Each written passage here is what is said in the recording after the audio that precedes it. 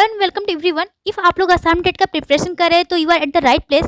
आप लोग को इसी अभी क्लासेस चैनल पर असम टेट का बहुत पेपर 1 एंड 2 का प्रिपरेशन कराया जाएगा और साथ में प्रीवियस ईयर क्वेश्चन पेपर भी सॉल्व करवाया जाएगा। तो उसके लिए आप चैनल पर कंटिन्यू जुड़े रहिएगा ताकि आप लोग को न्यू अपडेट मिलता रहेगा। तो आज हम असम टेट पेपर 1 का लैंग्वेज 2 हिंदी का हिंदी साहित्य के प्रसिद्ध साहित्यकार यूनिट से कबीरदास, सूरदास, तुलसीदास और मीराबाई के बारे में पढ़ेंगे। साथ ही कोशिश करेंगे कि एग्जाम के पॉइंट ऑफ व्यू के अकॉर्डिंगली हम अपने टॉपिक को कवर करें। तो स्टार्ट करते हैं हमारे पहले कवि के बारे में। तो कौन है? कबीरदास। तो कबीरदास के बारे में सबसे पहले देखेंगे कि कबीरदास ज्ञान मार्गी सखा के महान संत कवि हैं और साथ में समाज सुधारक कवि हैं। याद रखिएगा, कबीरदास जी हिंदी साहित्य के भक्तिकालीन युग में ज्ञानश्रेय निर्गुण शाखा के कवि हैं और साथ में समाज सुधारक कवि हैं। इनका जन्म कब हुआ था? तो विक्रम संवत के अनुसार देखेंगे तो 1455 होगा और सन के हिसाब से देखेंगे तो 1398 ईस्वी में काशी में हुआ था। एंड नेक्स्ट पॉइंट, पालन पोषण जुलाहा दंपति नीरू और नीमा नामक व्यक्ति ने किया था। यहाँ पे आपका हो जाता है कि नीरू और नीमा इनको बस पालन किए थे। कहा जाता है कि नीरू और नीमा के कोई संतान नहीं थे, इसलिए उन्होंने क्या किया था, लहर तारा तालाब से पड़े बच्चे को यानी कि कबीरदास जी को उठाकर उन्होंने ही पालन पोषण किया। और साथ में ये भी पॉइंट देखेंगे कि वो माता पिता के रूप में उन्होंने इनका पालन पोषण किया और माता पिता भी बने। कौन? नीमा और नीरू। नेक्स्ट देखेंगे कि पत्नी एवं संतान। इनकी पत्नी का नाम था लोई और उनकी संतान का कमाल और कमाली। पुत्र का नाम कमाल और पुत्री का नाम कमाली था। नेक्स्ट पॉइंट देखेंगे उनका शिष्य यानी कि उनका प्रिय शिष्य कौन था? धर्मदास। नेक्स्ट देखेंगे उनके गुरु। गुरु कौन थे? रामानंद। रामानंद जी उनके गुरु थे। और उनका निधन कब हुआ था? विक्रम संवत के हिसाब से देखेंगे तो 1575 और सन के हिसाब से देखेंगे तो 1578। कहाँ हुआ था? काशी के मगहर में। याद रखिएगा, काशी के मगहर में उनका निधन हुआ था। अब इसके साथ नेक्स्ट पॉइंट देखेंगे कबीरदास जी के बारे में। तो उनका जो समाधि स्थल था जहाँ पे उनकी मृत्यु हुई थी, वहीं पे उनकी काशी के पास जो मगहर है वहीं पे उनके समाधि स्थल को बनाया गया था। नेक्स्ट देखेंगे इनकी रचनाओं के बारे में। इनकी जो रचना है साखी शबद रमैनी, ये 3 जो साखी शबद रमैनी है ये बीजक नाम से प्रसिद्ध है। नेक्स्ट देखेंगे इनकी भाषा। इनकी भाषा अवधी भी है, पंचमेल की खिचड़ी और सद्दू कड़ी। याद रखिएगा, बहुत सारी बोली और भाषाओं को मेल से सद्दू कड़ी भाषा हुआ था। ठीक है। अब नेक्स्ट पॉइंट देखेंगे कि बीजक। अभी हम लोगों ने पहले ही पढ़ा साखी शबद रमैनी, ये कबीरदास की रचनाओं का संकलन है। ये तीनों को एक बीजक में ही समाहित कर दिया गया है। ठीक है। एंड नेक्स्ट देखेंगे कि कबीरदास निराकार ईश्वर को पाने के लिए ज्ञान मार्ग तथा योग साधना को महत्वपूर्ण माना है। मतलब कि उन्होंने भक्ति का जो माध्यम चुना है वो चुना है निराकार ईश्वर और ज्ञान मार्ग और योग साधना से। उनका जो ईश्वर है निराकार, उनका कोई आकार नहीं है। उन्होंने निर्गुण निराकार ब्रह्म की उपासना की है। नेक्स्ट देखेंगे कि कबीरदास जी की भाषा, पूर्वी जनपद की भाषा सद्धुकड़ी भाषा, ये प्रसिद्ध है। लोग बोलते हैं उनका जो भाषा है पूर्वी जनपद की भाषा भी कहा जाता है सद्धुकड़ी भाषा। और हम लोगों ने पढ़ा पंचमेल की खिचड़ी, ये सब। ठीक है, ये बहुत ज़्यादा इंपॉर्टेंट है, आप लोग के एग्जाम में आता है, लास्ट टाइम भी ये क्वेश्चन आया है। एंड नेक्स्ट देखेंगे कि हजारी प्रसाद द्विवेदी जी ने कबीरदास जी के बारे में क्या कहा है। तो हिंदी साहित्य के इतिहास में कबीर जैसा व्यक्तित्व लेकर कोई उत्पन्न नहीं हुआ। यानी कि इनके अनुसार ऐसा है कि जो कबीरदास जी का जो व्यक्तित्व था, जैसे कि उन्होंने जो ईश्वर की उपासना किया है ज्ञान मार्ग ये योग साधना के जरिए, तो इनका जो उपासना के साथ उनका जो सोच था वो सबसे अलग था। इसलिए कहें कि हिंदी साहित्य के जो इतिहास में कबीर जैसा व्यक्तित्व लेकर कोई उत्पन्न नहीं हुआ। अब हम कबीरदास जी के बारे में जस्ट थोड़ा रिविजन करेंगे शॉर्ट पॉइंट में। तो देखिए, कबीरदास जी का पूरा नाम संत कबीरदास। जन्म कब हुआ था? 1398 ईस्वी में। जन्मभूमि कहाँ है? लहर तारा ताल काशी में। मृत्यु कब हुआ था? 1518। कहाँ हुआ था? काशी के मगहर में। मृत्यु स्थान उत्तर प्रदेश जो है मगहर। अभिभावक यानी कि उनके माता पिता कौन थे? नीरू और नीमा। अभिभावक में उनका माता पिता कहे या उनके पालन पोषण करता कहे, कुछ भी कहें। उनकी पत्नी का नाम लोई, संतान कमल और पुत्री कमाली। एंड नेक्स्ट कर्मभूमि काशी और बनारस। कर्म क्षेत्र समाज सुधारक और कवि। हम लोगों ने पहले ही पढ़ा, एक कवि थे और साथ में समाज सुधारक थे। एंड नेक्स्ट देखते हैं उनकी मुख्य रचनाएं। मुख्य रचनाएं बीजक एक ही है जिसमें आपका साखी शबद और रमैनी आ जाता है। और इनका जो विषय था, विषय क्या था ये भी इंपॉर्टेंट है, सामाजिक और आध्यात्मिक था। याद रखिएगा, सामाजिकता को लेकर वो आध्यात्मिक रूप से जाते थे। इसके साथ नेक्स्ट पॉइंट देखेंगे भाषा। भाषा उनका क्या था? अवधी, सद्धुकड़ी, पंचमेल खिचड़ी। ठीक है। उनका शिक्षा निरक्षर। यस। अब आप लोग सोच रहे हैं कि वो कवि भी थे, इतने बड़े समाज सुधारक थे, ये सब कैसे हुआ कि वो निरक्षर होके कैसे किए? यस, बता दूं आप लोग को, जो कबीरदास जी जितने भी अपने दोहा या फिर साखी शबद रमैनी जो रचना किए हैं, वो अपने मौखिक रूप से किए, लिखित रूप से नहीं किए। लिखित रूप से करने के लिए उनके जो शिष्य थे, शिष्यों ने उनकी जो उपदेश हुआ करता था उसको ग्रंथों में परिवर्तन किए। अब नेक्स्ट देखेंगे नागरिकता, तो भारतीय होंगे ही। अब हम पढ़ेंगे किसके बारे में, सूरदास जी के बारे में। तो सूरदास जी का सबसे पहले देखेंगे उनका जन्म कब हुआ था। संवत के हिसाब से देखेंगे तो 1535 और सन के हिसाब से देखेंगे तो 1478 ईस्वी में। और उनका जन्म कहाँ हुआ था, आगरा और मथुरा के बीच रुनकता एक गांव है, वहां पर हुआ था। कुछ विद्वानों के अनुसार इसमें भी बहुत सारा मतभेद आ जाता है, कोई कुछ बोलता है कोई कुछ बोलता है, लेकिन सटीक रूप से ओवरऑल मिला के देखा जाता है तो आगरा और मथुरा के बीच एक गाँव है रुनकता गाँव, वहाँ पर उनका जन्म हुआ था। नेक्स्ट देखेंगे उनके पिता, उनके पिता का नाम था सरस्वत ब्राह्मण पंडित रामदास।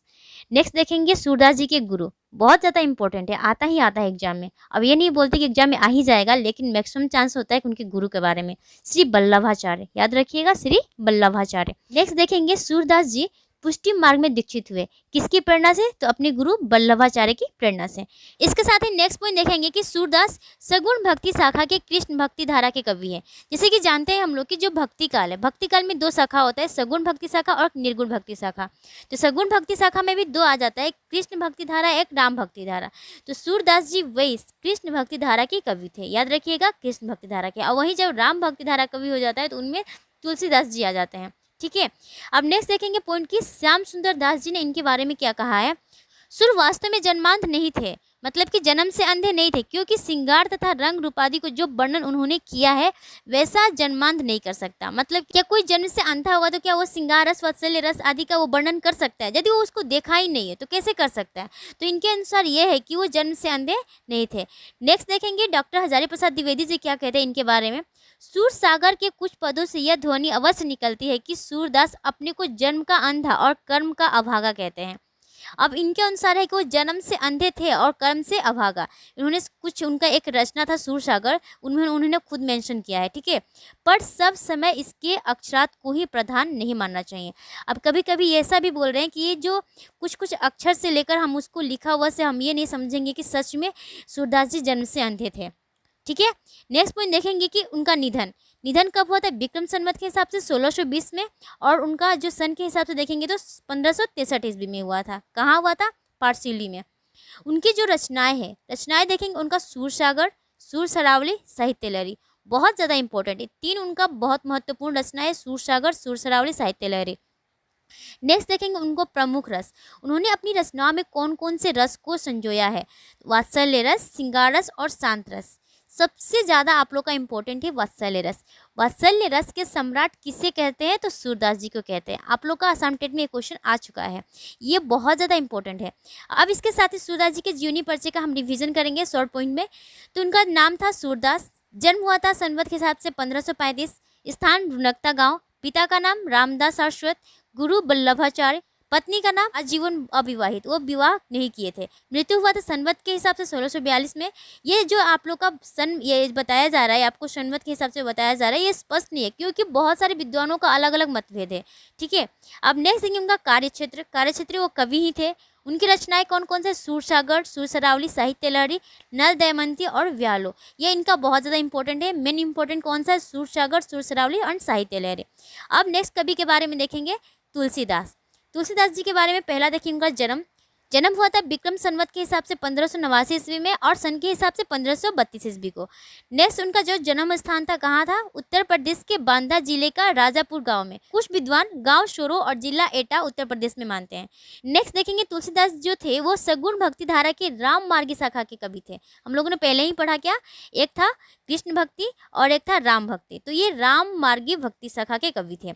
नेक्स्ट पॉइंट आता है कि उनके पिता का नाम क्या था, आत्माराम दुबे, और माता जी का नाम तुलसी देवी।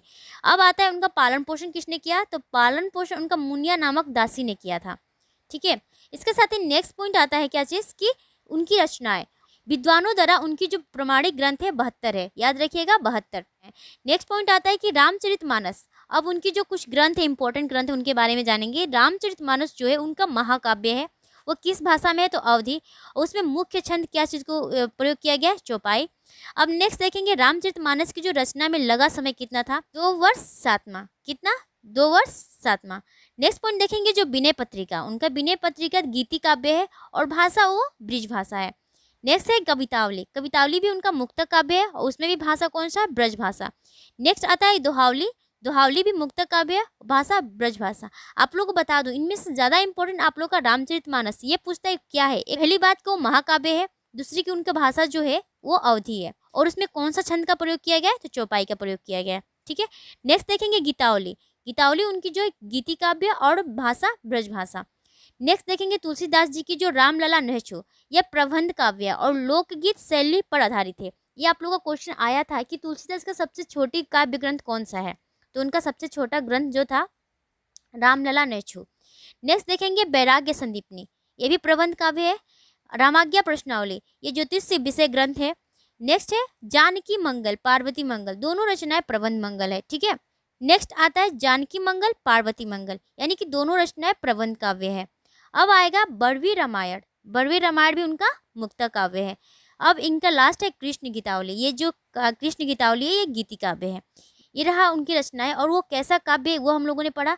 अब नेक्स्ट देखेंगे तुलसीदास जी थे, उनकी काव्यगत विशेषताएं क्या थी। वो जो काव्य ग्रंथ लिखते थे कि उनका विशेषता कुछ न कुछ, हर कवि का अपना अपना काव्य सृजन करने का कुछ विशेषता होता है। ठीक वैसे उनकी विशेषता क्या थी, लोकहित लोक मंगल की भावना। याद रखिएगा, उनकी जो काव्य ग्रंथों की सृजन का उद्देश्य था लोकहित लोक मंगल। नेक्स्ट अवधि और ब्रज भाषा की प्रधानता, यानी कि उनकी जो रचना होती थी मेनली अवधि भाषा में और ब्रज भाषा में होती थी। समन्वयवाद की विराट चेष्टा, आदर्शों का प्रतिस्थापन, उन्होंने अपनी रचनाओं के माध्यम से आदर्श का प्रतिस्थापन किया। नेक्स्ट देखेंगे उनका उपनाम क्या है, तो उपनाम उनको कहा गया हिंदी का जातीय कवि। याद रखिएगा, क्वेश्चन आ सकता है कि हिंदी का जातीय कवि किसे कहा जाता है, तो तुलसीदास को। समन्वय का कवि मतलब कि तुलसीदास को। अब नेक्स्ट देखेंगे नाभादास जी ने उनको क्या कहा था, कली काल का वाल्मीकि। कौन कहा था, नाभादास। नेक्स्ट आता है रामचंद्र शुक्ल जी ने क्या कहा है, भारतीय जनता का प्रतिनिधि कवि। इंपॉर्टेंट है क्योंकि रामचंद्र शुक्ल से रिलेटेड क्वेश्चन एक दो आ ही जाता है, तो आप लोग इतना याद रखिएगा कि तुलसीदास जी को रामचंद्र शुक्ल जी ने भारतीय जनता का प्रतिनिधि कवि कहा है। नेक्स्ट पॉइंट देखेंगे अलंकार। उन्होंने अपनी रचनाओं में कौन से अलंकार का प्रयोग किया है, तो उपमा अलंकार, रूपक अलंकार, उत्प्रेक्षा अलंकार। इसके साथ ही करते हैं तुलसीदास के जूनी पर्ची का रिवीजन। सबसे पहले उनका नाम गोस्वामी तुलसीदास, जन्म सन 1532, संवत के हिसाब से 1589, राजापुर उत्तर प्रदेश। मृत्यु कब हुआ था, 1623 ईस्वी में, संवत के हिसाब से 1680, और काशी में। आप लोग क्यों ये दोनों बताया जा रहा है, क्योंकि आप लोग एग्जाम में कौन सा दे दे कोई नहीं जानते, इसलिए दोनों को माइंड में रखिएगा। और उनके पिता का नाम क्या था, आत्माराम दुबे, माता का नाम हुलसी, पत्नी का नाम रत्नावली, भी इंपॉर्टेंट है, उनकी पत्नी का नाम था रत्नावली। कार्य क्षेत्र कवि थे और समाज सुधारक भी थे। उनका कर्मभूमि बनारस यानी कि वाराणसी। नेक्स्ट पॉइंट देखेंगे कि उनके गुरु का नाम क्या था, गुरु का नाम आचार्य रामानंद। उनका धर्म क्या था, हिंदू धर्म। काल भक्ति काल, भक्ति काल का राम भक्ति शाखा, याद रखिएगा राम भक्ति शाखा। नेक्स्ट विधा, कविता लिखे, दोहा लिखे, चौपाई। नेक्स्ट विषय उनका क्या था, सगुण भक्ति। भाषा उनका क्या है, संस्कृत भी था, अवधी भी था और हिंदी भी था। अब देखेंगे उनकी रचनाएं। रामचरितमानस महाकाव्य है, दोहावली, कवितावली, गीतावली, विनय पत्रिका, हनुमान चालीसा। ठीक है, अब इसके साथ ही देखते हैं मीराबाई के बारे में। तो मीराबाई का जन्म कब हुआ था, उनका जन्म 1498 ईस्वी में हुआ था। कहाँ हुआ था, राजस्थान का मेड़ता में हुआ था। और उनका पिता और माता का नाम क्या था, पिता का नाम रतन सिंह राठौर और माता का नाम वीर कुमारी। और उनका विवाह कब हुआ था, 1516 ईस्वी में राणा संगा के पुत्र भोजराज से। उनके पति का नाम था भोजराज। नेक्स्ट देखेंगे उनके गुरु, गुरु संत कवि रैदास। इंपॉर्टेंट है, उनके गुरु कौन थे, संत कवि रैदास। अब नेक्स्ट देखेंगे मीराबाई की जो भक्ति थी वो किस भाव की थी, कांता भाव, माधुर्य भाव, दाम्पत्य भाव। ठीक है, अब देखेंगे उनका निधन कब हुआ था, सन 1560 ईस्वी में द्वारका में हुआ था। इसके साथ ही नेक्स्ट पॉइंट देखेंगे, नेक्स्ट की उनकी रचनाएं काव्य ग्रंथ में। पहला नरसिंह जी का मायरा, दूसरा गीत गोविंद का टीका, तीसरा राग गोविंद, चौथा राग सोरठ। ये उनकी काव्य ग्रंथ है, इंपॉर्टेंट है। नरसिंह जी का मायरा, गीत गोविंद का टीका, राग गोविंद, राग सोरठ। अब देखेंगे उनकी अन्य रचनाएं कौन सी है, मीरा पदावली, मीरा की मल्हार, गरबा गीत। लेकिन आप लोगों को बता दूं, इसमें ज़्यादा इंपॉर्टेंट आप लोगों को उनकी काव्य ग्रंथ जो चार है वो रहता है। ठीक है, नेक्स्ट देखेंगे मीराबाई का उपनाम, कि उन्हें किस उपनाम से बुलाया गया। पहला भक्ति के तपोवन की शकुंतला, दूसरा राजस्थान के मरुस्थल की मंदाकिनी। इन दो नामों से उनको उपनाम के तौर पर दिया गया था। दो, भक्ति के तपोवन की शकुंतला, दूसरा राजस्थान के मरुस्थल की मंदाकिनी। नेक्स्ट देखेंगे उनकी भाषा, राजस्थान मिश्रित ब्रज भाषा। उनकी ब्रज भाषा है किंतु राजस्थानी मिश्रित है। ठीक है। नेक्स्ट देखेंगे मीराबाई के काव्य का विशेषता, श्रृंगार के वियोग पक्ष का चित्रण। उन्होंने अपनी रचनाओं में ज़्यादा महत्वपूर्ण किसको दिया है, जो श्रृंगार रस का दो है ना, एक संयोग रस एक वियोग रस, तो वियोग रस को ही उन्होंने ज़्यादा प्रधानता दिया, वियोग पक्ष को उन्होंने चित्रण किया है। ठीक है। अब ये रहा आज का हम लोग कबीरदास के बारे में, सूरदास के बारे में, तुलसीदास के बारे में और मीराबाई के बारे में। तो नेक्स्ट वीडियो में नेक्स्ट कवि और लेखक और साहित्यकार के बारे में लेके आऊँगी। तब तक के लिए थैंक यू।